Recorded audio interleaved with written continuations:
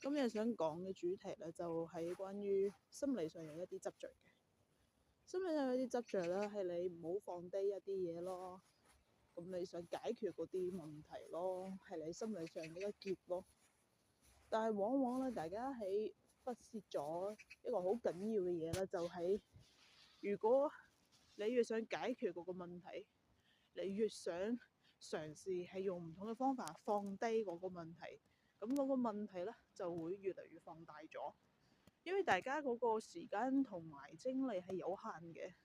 如果你將你自己嘅專注力同埋嗰個時間擺喺點樣放低嗰個執着，點樣解決嗰個執着嘅話咧，你其實就係將你寶貴嘅一啲時間擺喺呢啲嘢上面。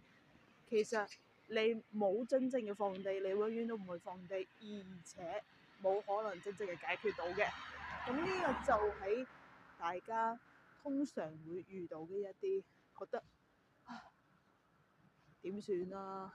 我想放低喎，我想真正嘅行出嚟喎。但係我話俾大家知，如果你真正嘅想行出嚟啦，其實就係唔去諗。但係咧，當你真係有一個念頭浮出嚟嗰陣時，你唔係諗咧，你又喺執着緊。因為你想咧，將呢一份感覺咧，完全撇除，完全喺你嘅生活中嘅腦入邊啦，徹底嘅消失。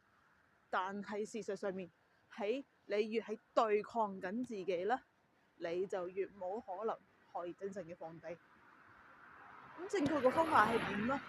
正確嘅方法係，當你執着，當你好難受，當你嗰個腦入邊全部一啲唔好嘅畫面、唔好嘅事，在不斷嘅重複緊，喺衝入咗你嘅腦入邊嗰陣時啦，你就任呢啲諗法喺你嘅腦入邊出現浮現。不過咧，你就話俾自己聽兩個字：是但。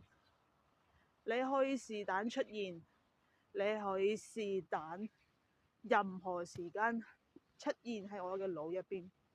我唔會係管理，我唔會係制止你出現，我亦都唔會諗方法去解決，或者所謂嘅我需要一個其他好正向嘅諗法蓋過頭先嗰個一啲執着嘅念頭。